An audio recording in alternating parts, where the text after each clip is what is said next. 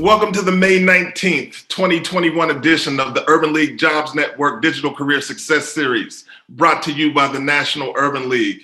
I'm your host, Kenneth L. Johnson, president of the Harlem, New York-based diversity recruitment firm East Coast Executives.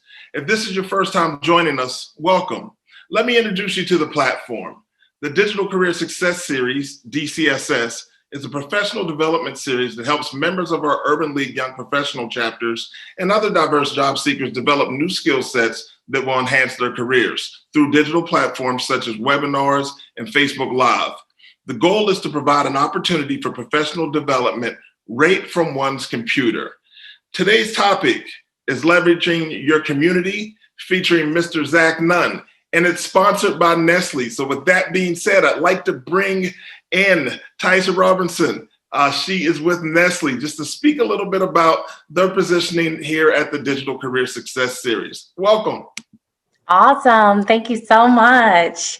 Well, good afternoon, everyone. As mentioned, I am Taisha Robertson, Talent Acquisition Manager at Nestle. I am based out in Arlington, Virginia. Really excited to join you all today on the Leveraging Your Community discussion. Nestle is a proud partner of the National Urban League, simply because people are at the heart of our business. And no matter what you look like and no matter where you come from, Nestle, again, people are at the heart of our business. And a diverse and inclusive culture has always been a part of Nestle's DNA. We are determined to build an organization that draws strength and inspiration from our differences. Nestle is committed to embracing diversity in our communities, and we want to be a part of positive change. You may know Nestle as a large organization, global organization, and we continue to leverage our CPG and food and beverage space in terms of being an employer of choice. Last year in the US, we generated $28 billion in sales and $100 billion in sales globally. Some of the partnerships that we have with the National Urban League that we've been working with the organization at the national and local level. To date, we've engaged with National Urban League's National Day of Service just over a month ago in April. We also connected with leaders to really understand some of the pain points and current challenges, as well as opportunities where Nestle can support in a D&I space. We also participated in National Urban League's virtual career fair. Later this year, we plan to have our employees serve as mentors in the National Urban League's Project Ready program. We also plan to sponsor another digital career series webinar. And we continue to work with Urban League's affiliates at the local level. So those are just some of the ways in which we partner. Just a couple of more bits of information about Nestle. We continue to be a really, really strong presence in American households, with over 97% of our homes having Nestle products in the refrigerators and in the pantries. Some of our products in our portfolio are well-known food and beverage products such as Nestle Toll House, Coffee Mate, DiGiorno, Lean Cuisine, Stouffer's, Sweet Earth, and some of the newly adopted beverages, San Pellegrino and Essentia. Our organization has over 30,000 employees nationwide in our factories, remote locations, as well as corporate offices. In terms of what we plan on continuing to do in the market is continue to innovate and build our portfolio, achieving our goals through sustainability and supporting communities and their livelihoods. If you haven't already, please explore our Nestle career site. We encourage you to explore career opportunities and do that today. You can find us at nestlejobs.com. Thank you so much. We look forward to connecting with you. And that was amazing. That was a great share of information. And really, that's what this is all about, right, Taisha? It's about sharing information and kind of bringing people into your community. So I'll share a little information myself right here. I had the pleasure maybe about, I don't even know, I don't think it's been 2 years, but it's been a minute. It's been a year and a half. Had the pleasure of sharing a conversation with our presenter today, Mr. Zachary Nunn. Was blown away by the conversation because immediately I felt like he was somebody that I knew, like he was my cousin or like just somebody in my community, right? So when we start speaking about having a DCSS about leveraging your community, I immediately went to Mr. Zach Nunn because I believe his living corporate platform is the embodiment of all that we need and that we talk about when it comes to leveraging the community. So, Taisha, I really appreciate all that you shared, but I'm going to pass it on to Mr. Zachary Nunn. I see everybody checking in. We got Brooklyn, Philly, Pittsburgh. Hey. It's you know what I'm going to say. Taisha's bringing the people out right now. That's who's. I think so. I think that's what it is. I think that's what it is. Mr. Nunn, introduce yourself to our Digital Career Success Series audience, please, sir. Well, man, first of all, thank you so much. I want to shout out, Kenneth, thank you so much for the opportunity. Shout out to the Urban League. My name is Zach Nunn. I'm the founder and CEO of Living Corporate. We're a digital media network. We center and amplify Black and brown folks at work. So we create podcasts, web series, blogs, white papers, different types of DEI PR campaigns. We're all about having real talk in the corporate world, right? So when you talk about diversity and inclusion, typically it has this veneer of like white gaze and acceptability and respectability. We really try to like break that down and have those conversations. So Kenneth, you said earlier, when you connected with me, it felt like you were my cousin. I'm gonna be honest with you, kind of felt like you like my second cousin or like my, when you have like your second cousin, it's really like your grandpa's cousin, and like we really cousins, but really I kind of hit you like you my uncle. So I don't call you Uncle Ken. I call you Cousin Ken out of respect, even though we not, you know what I'm saying? So yes, that the vibe that we get is because of that. Like we're trying to really reject respectability. We're trying to center the experiences of Black and brown people and have authentic conversations, which is why I'm excited that we're coming just to have a conversation. Some of it is because the weather, I don't know, anybody's in Houston. It was looking kind of spooky this morning and last night. Power went out. It was crazy out here. That's half the reason I didn't have these slides. Other half is because I got this 14-month-old. She's walking, she's talking, she's slapping me. I'm trying to give her educate her on personal boundaries. So I'm just excited about us having a conversation today. All right. I want us to have a conversation about this, making your network work for you. Right. So I'm excited, as you can tell. And I got my Living Corporate hoodie on and we're just here. Yeah. Hey, good luck on teaching the 14-month-old professional boundaries. But I'm trying to talk to her slow. She understands what I'm saying, though, Ken. Like I tell her no, I tell her stop. She look at me. There's a moment of recognition. So we're gonna work on it. All right. So look, when we're talking about leveraging a community, kind of where do people start? And I'm sure, people in the Digital Career Success Series audience will have a bunch of questions about this topic. Yeah. But I just, as we just kind of walk through it, kind of where do people start? People always say, hey, listen, I have challenges reaching out to people that I don't know. So just kind of walk me through the process to not only creating your community, but then leveraging your community for your career. Yeah. So the first thing is, it's funny, we talk about leveraging our community or building those relationships. It's important to understand who you are and what it is you're actually bringing. What are your focus? What are your priorities, right? What is your actual identity and what are you looking to achieve? If you can be clear with that first, it makes it easier to then reach out to people because you're mobilized by purpose.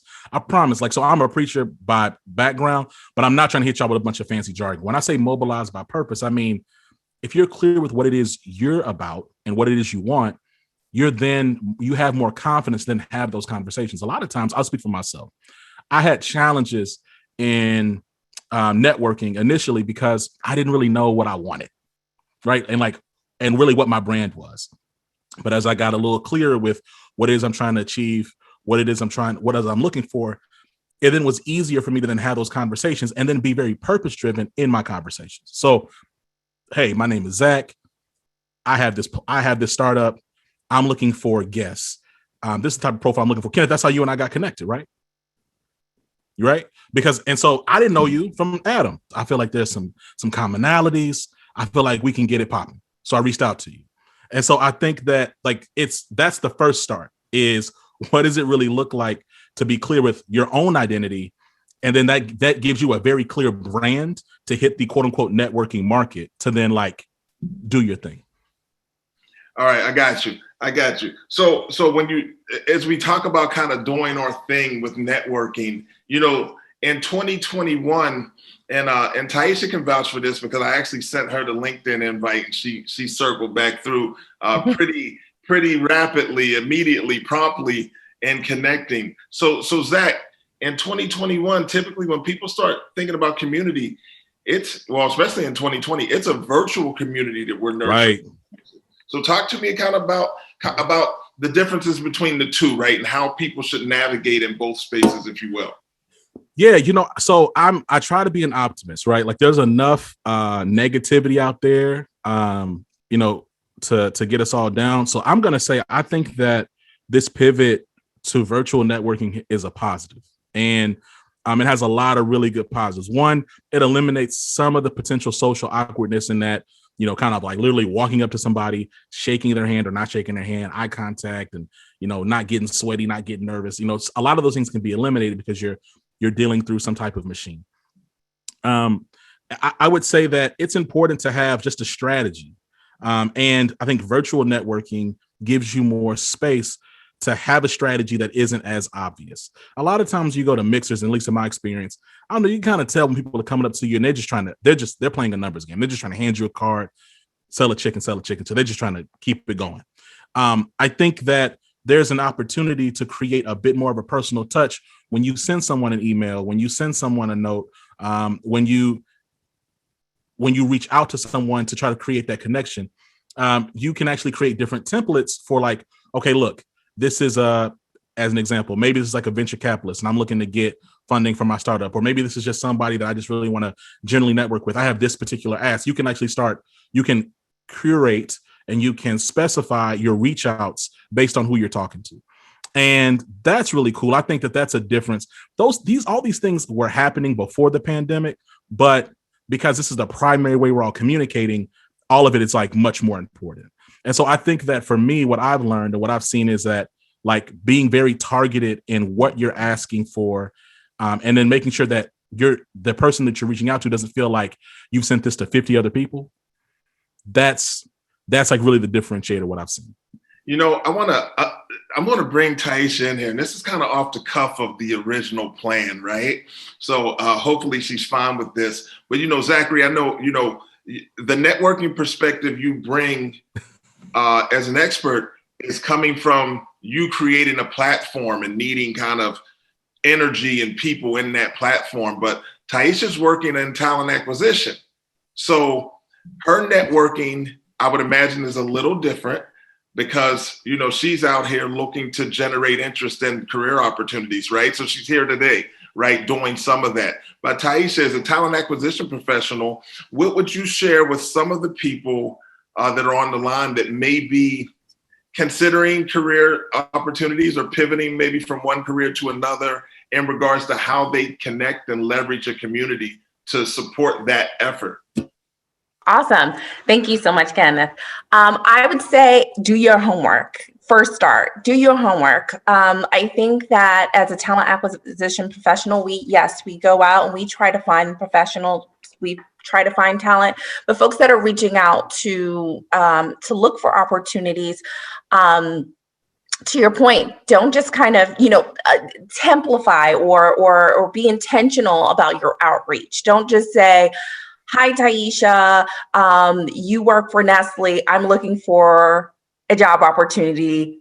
Here's my resume. Do you have anything for me?" Right? Because that typically doesn't always go anywhere, especially if I look at a resume and I'm like, we have over 10,000 jobs. Like, where can this person fit? Right?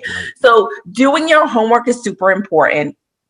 Doing some research, really focusing in on what it is that you want. To your point, Zachary, what's your intention, and tailoring your message towards that is my biggest advice to the community. Love it. Love it. You know, Zach, I've looked at your LinkedIn profile. We've had extensive conversations about the way you've advanced in your career and some of the things. Sure. Just in thinking about it from that perspective and thinking about the platform living corporate, right? And how you guys are basically providing a place where people can network and have honest conversations. Like, how big of a piece is that now? This wasn't something that always took place where people, especially people of color, right, had a place to go where they can have honest conversations and receive real positive feedback that could help them advance their careers and their network. No, so it's been a huge point of resource for a lot of folks, right? Being able just to like go somewhere that's flat and accessible, especially to your point, as live events become less lively, less accessible, less prevalent. Having a platform where you can just type in, okay, personal networking or microaggressions or personal branding or upward management or whatever the topic is, and then like digging into that content. And I do believe, to that end, even as we go back outside there, I don't believe that those things are going to go away. I do believe that being able to use platforms and information data centers to like really get information to be able to research. Like kind of going back to what Taisha said, it's like research. It's not just researching when you submit for a role, research before you talk to somebody, right? Take some time to do some personal investment, research and understand yourself, like doing some, not just sending out those mass emails. I'm telling you, I talk to Taisha, I talk to talent acquisition folks, such as Taisha, all the time. Their inboxes are inundated with emails, LinkedIn messages, inbox message requests, trying to get them on, right? There are literally thousands. People have hundreds of unread messages in the inbox. So you have to ask yourself, how do you get through that? How do you get past through that? How do you make those connections? And it's not going to happen with you just being like, hey, here's my resume that isn't even tailored to the job. Hey, here's a small Bible of text that I'm not about to read. Right, you need to really be thoughtful about how you're making and creating that impression with the folks you want to engage. Now is that impression? So I guess it's a hybrid approach now, right? Like you said, as some of the COVID-19 related restrictions ease and people are able to start getting back out, maybe not in large groups, but I think we'll start to see some of the more, I guess, maybe siloed community groups, right? So like accountants getting together, and maybe it's the National Association of Black Accountants, maybe it's National Association of Black Journalists, maybe it's Prospanica, whoever it is, like individuals with the same types of interests, really focused in on getting together. Are you seeing some of that as you start to kind of filter back out and look at what's happening in your communities? I am seeing that, Kenneth, and I'll say this though, I'm also seeing, especially when you think about this pandemic and how it's really checked a lot of folks and forced folks to ask them like, okay, what am I actually doing? Like, who am I as a professional? Is this what I really want to be is this really where I want to prioritize my life? Is all this extra effort worth it? So I say all that to say, I've also seen people actually expand and stretch and start to cross-pollinate, cross-engage what they're focused on. So I do expect folks to continue on those, I'm going to say swim lanes of technical specialty, but I also see people continue to explore and figuring out like learning and new things and working out to new folks. I would expect, I would continue to expect that. I would expect for folks to diversify their networks and for us to see a bit more cross-industry engagement and networking. Let's talk about that, because I find this really interesting. So I used to speak and actually do a training on people being T-shaped, right? And like the letter T. Basically, the vertical line of a letter T is your core skill set, right? And I know very little about Taisha and her role, right?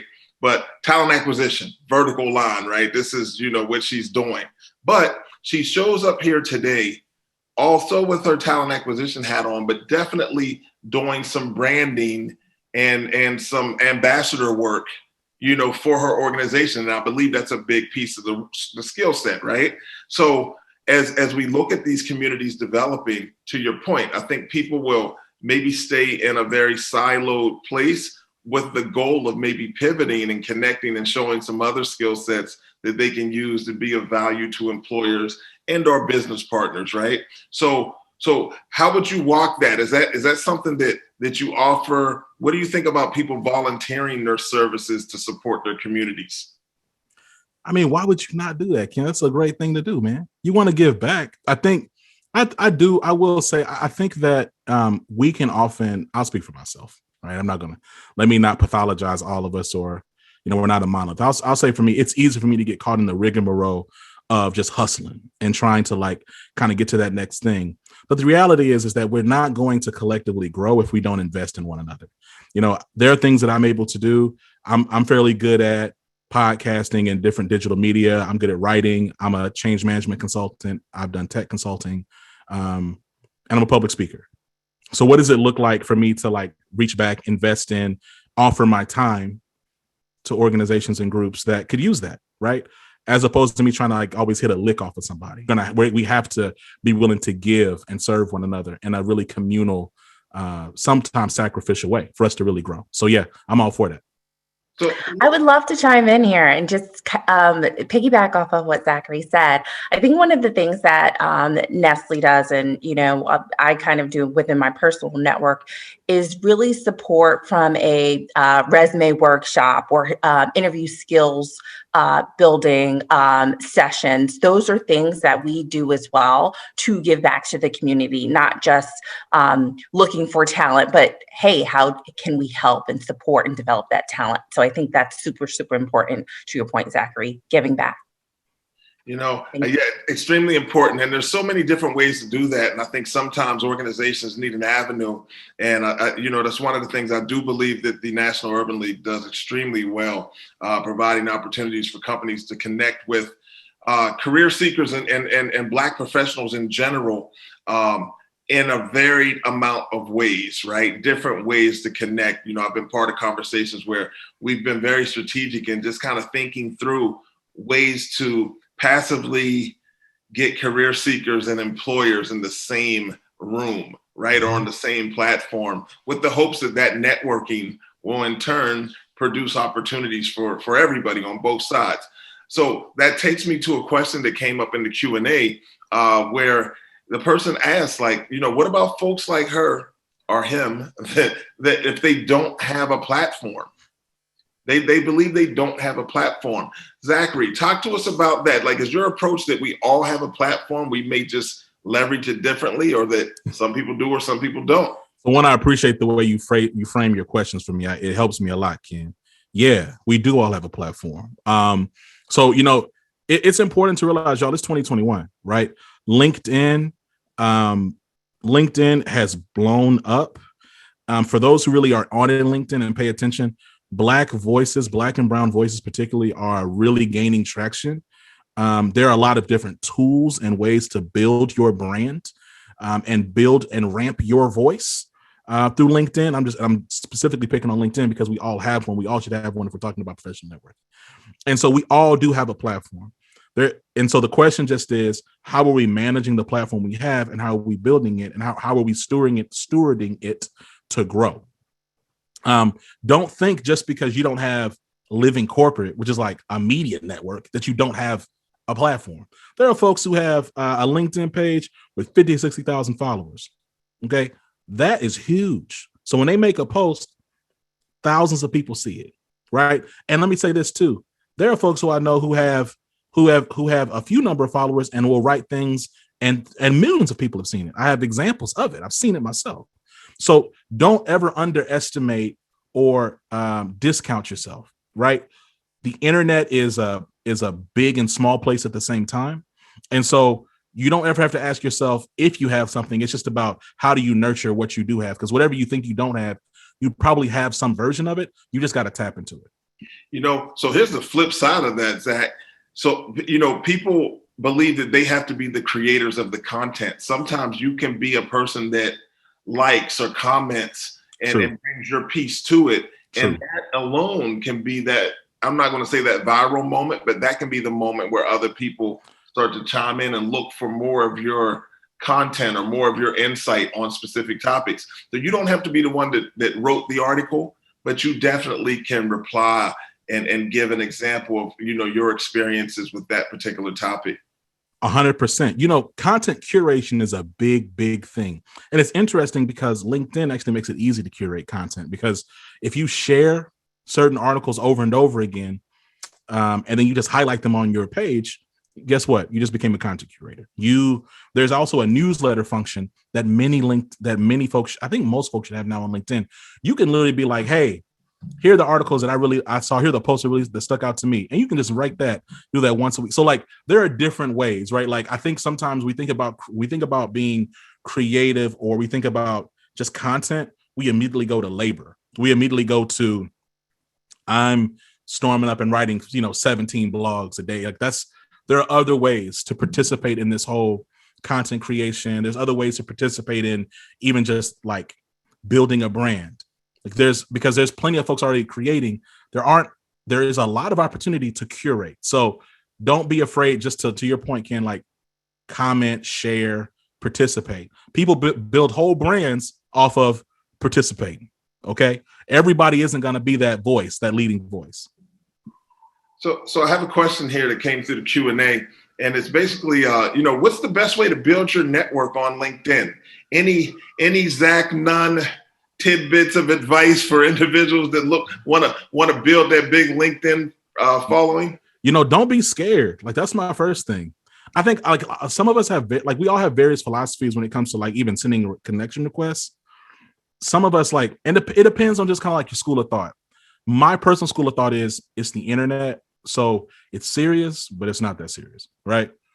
Just, if you see somebody that you think is interesting, you want to connect with them, just send them a connection request, right?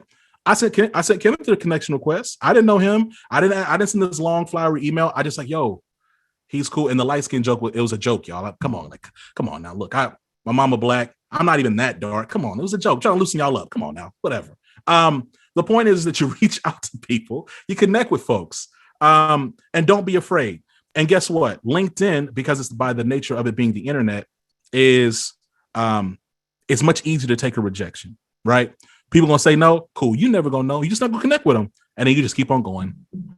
Just keep on clicking. That's one way, like very simply. The other way, go ahead. I like to share with people that typically if someone's there, right? If someone's on LinkedIn, then they understand the process. It's there for networking purposes, right? And it's there for building a community.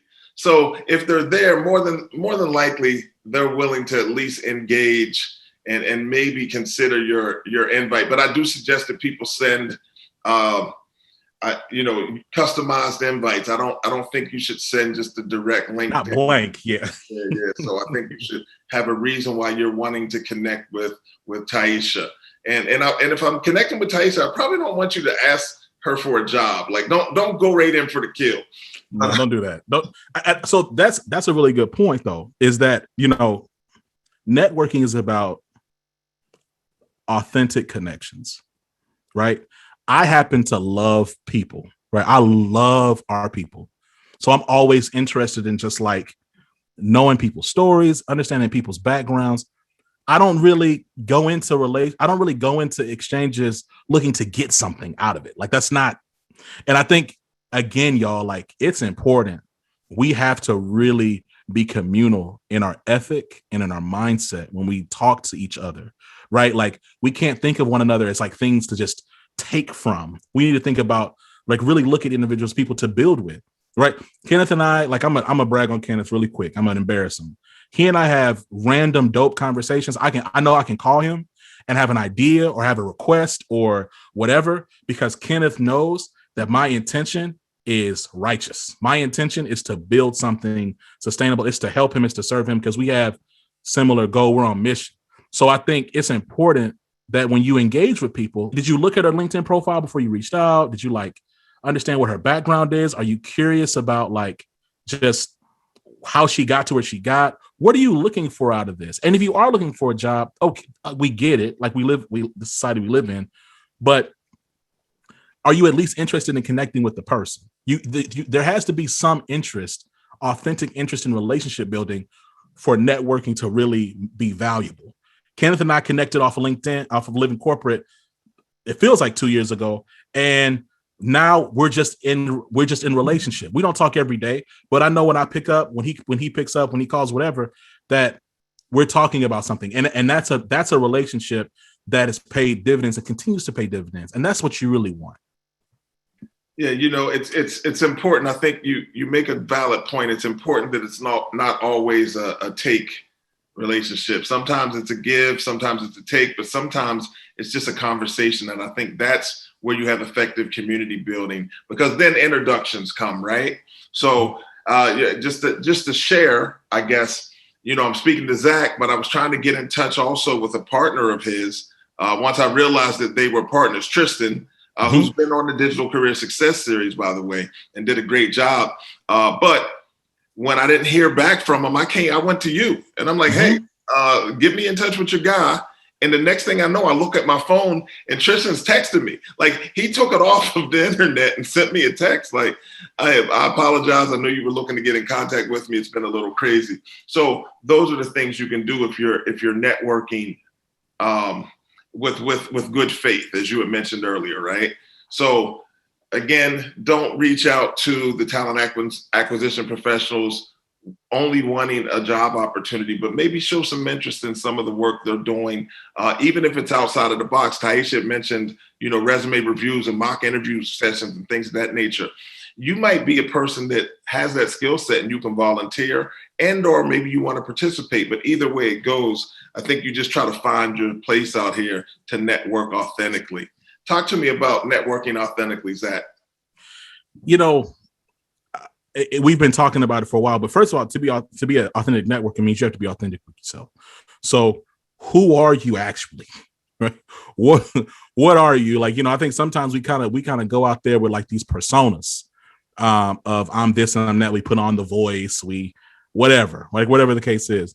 And so that comes with like your own personal journey. And, I'm an advocate for therapy. I'm in therapy, but this is not the platform for that. But I'm just saying you need to really understand and know yourself. And that way you can be authentic with yourself. It's easy then to have and to engage authentically with others when you're authentic with yourself.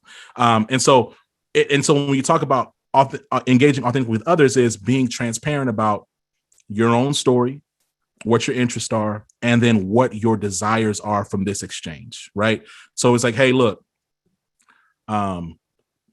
I'll give you an example. I reached out to, I'm obsessed with Great Place to Work, the company. Like, I just find that like a very intriguing organization. And like, I've always been interested in like, what does it look like to be an executive, or what is the role of the CEO of the Great Place to Work? Because they're a CEO, but they have so much informal influence because they get to dictate through their processes the ranking of like one of the most influential rankings in the world. And so I found out later that the CEO of Great Place to Work is Black, Michael C. Bush. And so I reached out to Michael C. Bush on LinkedIn and I said, hey, look, my name is Zach, I know that you're this. I watched your TED Talk.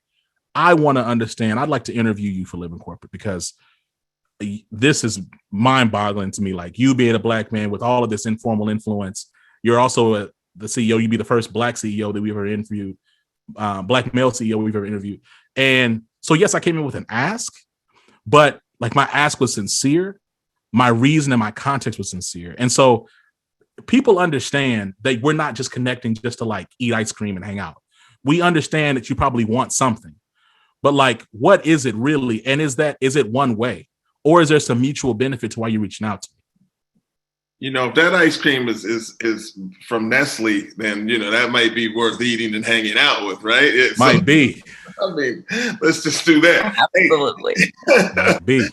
Hey, listen, Zach and Taisha, I'm going to bring you in on this too, because I think there's two perspectives from this, right? So, Zach, what I was hearing in your statement kind of had some foundational roots in storytelling, right? Mm-hmm. And the importance of storytelling. So I'd like you to speak about the importance of storytelling or having a story to share as you network and attempt to win the favor of others in the community that you're networking in or just connecting with through. But Taisha, I'm going to, after Zach answers, I'd like you to give some thought to the importance of networking in your the importance of storytelling in an interview process. Yeah. So from like a neurological perspective, scientists have been determined that storytelling is the way that people really remember information, right? So it's important. And when you think about when you think about fables, when you think about life lessons, when you think about different religious contexts, we retain information through stories. So coming in and like listing off all of your accolades, where you graduated from, your fraternity, your sorority, awards that you've had, and kind of just like rattling them off, just from a science perspective, that's not going to be retained. However, if I talk to you about the fact that both of my grandparents were sharecroppers, picking cotton in Mississippi, with elementary school educations, immediately, boom, you're like, wait, what? I've gotten your attention, especially when I talk to potential investors or sponsors for Living Corporate who are typically white, right? If I talk to you about I'm the first man to start and graduate from a four-year university, and I'm a second generation reader, people are like, whoa, what? Like it gives body to, and that's before I haven't told you about my degree. I ain't told you about how many downloads Living Corporate has. I haven't told you about how much revenue. I haven't told you anything. I'm talking to you about me. And I've been in so many situations where I'll do that. I'll start off with my story, and then I'll go into the Living Corporate spiel or whatever the case is. And then people will introduce me to other people and go, Zach, he's like they don't say anything about Living Corporate. Hey, Zach, he's like a first generation. He is second generation. His grandparents were picking cotton. Oh my gosh. Like that's where the stories go. And then from there, like it creates those connections. And so it's real, when you ask the importance of it, it's everything right now. Storytelling is everything. You got to be clear with what your story is. And then you need to be able to boil it down into like a minute and tell it and rehearse it and have it ready. Speaking of having that ready, I'm going to call you probably sometime this week. I need the rest of that story. If that's your story, I need the rest. That's my story, man. I'm going to call. We're going to talk before the end of the week. I need this.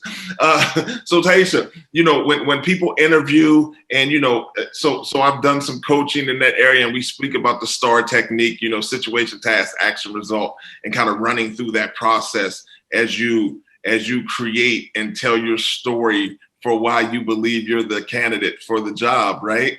How does that come across from where you sit? What do you look for in people's stories? And is it important for them to have one? Oh, that's awesome. Thank you for the question. Absolutely important to have a story. I think the STAR method is important in preparing and prepping for an interview, making sure that you utilize a framework.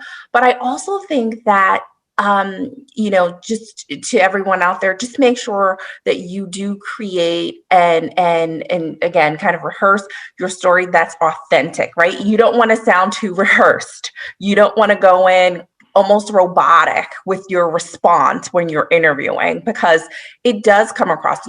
You don't know how many consensus meetings I sat in with where, I interviewed someone and then you have the interview panel talk about, well, I just really couldn't pull out a genuine story or genuine answer. It just seems so rehearsed, right? We hear that as feedback, whether it's an internal candidate or an external candidate. So just making sure that you're authentic, it doesn't sound too robotic, and you're putting some of that personal spin on it, right? And you're really making sure that you connect with your interviewer or the business leader on kind of why you're interested in that opportunity. You want to be distinct. You don't want to be the same old story that someone else gave, right? So I think in doing your research, that's super important, but just making sure you add that personal story, that authentic experience that you have to the conversation. That's going to bring you over the edge. That's what's going to remind the interviewer, when they've talked to 20 people that week, right? They're going to remember you because of your authentic story and conversation within that interview process. So that's what I would say. No, I appreciate that. Right in line with where I was headed, actually, because as we talk about leveraging your community for your career, as you're in those interview settings and people start to speak, it's much better if you're telling a story versus name dropping, I would imagine, right?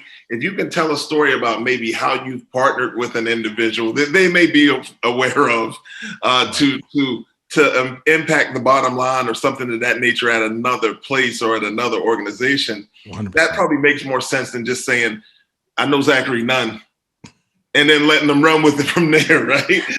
And I think what's important is you can say you know Zachary Nunn, but when I reach out to Zachary and say, hey, what do you know about this person? And the story is not as, buttoned up, or the feedback isn't as positive, that's also something that you have to watch out for as well. Valid point. We're going to be going to Q&A in a few minutes. Hey, Zach, I want to speak to you about, I saw it wasn't, I think it was actually in the chat, but someone was saying, should they wait to get a job to embrace LinkedIn? Oh, nah, you got to get that LinkedIn up right now. LinkedIn is like hyper important. You want to get that up, LinkedIn is great. Again, I can't really talk about, first of all, this is not a paid ad from LinkedIn. All right. So, but I'm just saying LinkedIn is a great platform. You want to make sure that you have it. It's one of the easiest ways to get your name SEO. So like if you type in your name, typically if you type in somebody's name, their LinkedIn is going to pop up first, just because of like all the activity that happens on that platform. You want to make sure. Hold on one second before you get too far, right? See, Zach is a very professional guy, and he does this change management piece, and he works for big companies. You can't just throw SEO out and not let our audience know what SEO means. My bad. Search engine optimization. So search engine optimization is simply put is like when you type in something, like how prevalent is whatever you're looking for on the Google list, right? So if I type in Living Corporate, and I got to click 7 O's to get to Living Corporate's website. Okay, we got bad SEO. Like that's not good.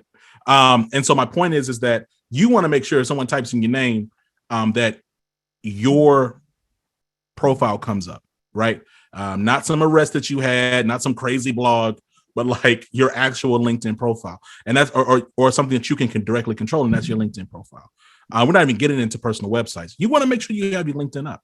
The other reason why LinkedIn is really important is because, and helpful, is because like when you go on other networking sites, LinkedIn is becoming further and further integrated with other platforms. So like a Jobwell or other just networking places. Even when you apply to jobs, they'll say apply with your LinkedIn. It's way easier, y'all. It's more efficient, and frankly, it's probably going to do a better job of even like your average resume, because there's more stuff you can put on your LinkedIn in a way that you can't put on a static piece of paper. And so I would really recommend for you to set up your LinkedIn now, and have it ready well before you get a job offer. Hey, Zach, I want to speak to you about this before we kind of get into the Q&A. So real quick, if you can kind of touch on this, your platform, the Living Corporate platform, you guys are working with a lot of entry level and mid-career professionals, right? And professionals of color. So where are they going to do their networking? Where are they going to create their communities? Because this is extremely helpful. Know what? This is intel for me, but probably intel for Taisha as well, because we're always looking for fresh talent. And I know you guys got your fingerprints on that. So a couple things. So one, we have so Living Corporate, we try, we're our intention is to create communities within our community. So one place that we do every week, we have a live web series called The Access Point. And so The Access Point is specifically focused on soon to be college graduates, new graduates, and then like early careerists who are focused on and really helping them navigate corporate America. And we do that every single Tuesday at 7 p.m. Central. And so there's a list, like that's a growing number of people and a body of people there. We also have a Slack. So that's like our virtual community where people can engage and build and talk and connect and network and things of that nature. Outside of Living Corporate's domains, another place that people are really using is Jopwell. Jopwell is a big platform for early professionals of color. And I would say that, really when you talk about trends, Ken, it's about platforms that don't require a bunch of effort. Like I should be able to just kind of log on and get going. I don't need to I shouldn't have to create this huge profile. I shouldn't have to do a bunch of background. I should be able to kind of plug and go. And so when you talk about these places from Living Corporate to Jopwell to our shows, it's about being able to tap in very quickly and then keep it going, get the information you need and go. Right. And, I know people were asking to say the name again. That's Jopwell, Jopwell. Porter and them do a great job over there with connecting diverse candidates with employment opportunities and just opportunities to network and create community in general. So I do believe that you are correct in that. All right. So it is time officially to jump into this Q&A session of the Digital Career Success Series. I see Zach is active in the chat, sharing links and things of that nature. We appreciate that. The chat is robust. But Q&A time here at the Digital Career Success Series. So I'm going to ask a question. If and when there are in-person interviews, Taisha, I'm going to give you this one actually. Do you suggest that people elbow, fist bump, or handshake? Oh, I'm sorry. Can you say that again, please, Kenneth? Yeah. So when there are in-person interviews again, do you suggest that people elbow, fist bump, or handshake? I suggest a wave. Hello. I think this day and age, everyone understands kind of where we are. We hopefully are going towards the tail end of this pandemic, but I suggest a nice wave. Handshake, no thank you. Fist bump or elbow, I don't think it's necessary, but just a wave, a hello, a pleasant smile, I think is doable. Love it. Hey, Zach, I got a question here. They want to know, are business cards dead and when it comes to networking? I don't think business cards are dead, but at the same time, I like briefcases. So maybe. All right. So you're the guy with the briefcase and the business cards coming up into the. I love a nice briefcase. I'm not rocking a briefcase like that, but I would appreciate it. I think business cards have their place, but it's interesting in the spirit of what we're talking about with COVID. I do believe that virtual business cards will be more and more of the norm. I don't see myself, frankly, even accepting a card from somebody's hand because I don't want to shake your hand. So why am I going to take your business card? It was sitting in your pocket on your behind. So why would I? You know what I mean? So I think I don't know about paper business cards. There are plenty of different softwares out there right now focused on digital business cards, and I would recommend folks get that. Something that you can easily flip to somebody. You can text it to them, or you can airdrop it to them. That's really going to be the future. And we had somebody ask about backpacks. I think the bigger picture kind of was people really aren't accepting things from other people, right? Right. I don't want you to hand me a business card if I'm not even willing to shake your hand, right? Right. I'm waving at Taisha, so I have to throw the card across the room at her, right? Right. Or I put it in the middle of the room and I back up and you get it. I mean, what are we doing? You know what I mean? All right, let's jump into this question here, right? So, how do you know if what you are asking is acceptable? So this is in a networking environment, and either one can answer. Probably both of you guys. One, how do you know when what you're asking is acceptable? For instance, can you ask the competitor how they grew their business? Why wouldn't you ask a competitor how they grew their business? Okay, my bad. So in this scenario, I do flooring, and I meet somebody else who does flooring, and I say, "How did you grow?" I mean, I guess if you built a relationship with them, I think so much of networking, I'm gonna just kind of engage the premise. I think so much of networking is about your ability to build comfortability with somebody. Some folks are really open to talking about their business and talking about how they got where they got, where their focuses are, where their challenges have been. I think it's tough to kind of kick off a conversation like that. But I do think if you've built rapport with that person, I think there are plenty of questions that are on the record. I think everyone's just different. And so it's about really understanding and figuring out where those boundaries are. And then kind of operating their range. You kind of play it by ear. That's my take. I'm curious to get Taisha's. Yeah, I would definitely say in a network setting, my advice is to build a rapport. That shouldn't be the first question out the gate, right? Build that rapport, get to know the person, introductions. And then I would say be open about what your intentions are, right? I plan on starting my own flooring business. I noticed that you're in the same industry. Here are a couple of barriers I ran into, right? Be very, very, open about that. And then say, be direct. Ask how they grew and scaled their business, especially if they have some success. I think that my opinion personally is you don't get a lot of opportunities to make that connection, get in front of someone. So ask it right then and there. Again, not the first question out the gate. Establish the rapport, have a conversation, but then go in direct with the question that you have. See if you can get an answer. Love it. Great answer. We have a question in the Q&A. They want to know if there are any focus tools or resources for mature people looking or changing careers. Zach, you know anything out there specifically? I will share this. Let me jump in here real quick. Even as a mature worker, I think it's really important for one to be able to show their ability and willingness to connect across generational lines in an employment setting, right? So, I'm not sure how many work environments you're going to walk into that are all mature workers, right? So you have to show, I think there's 4 generations in the workforce right now.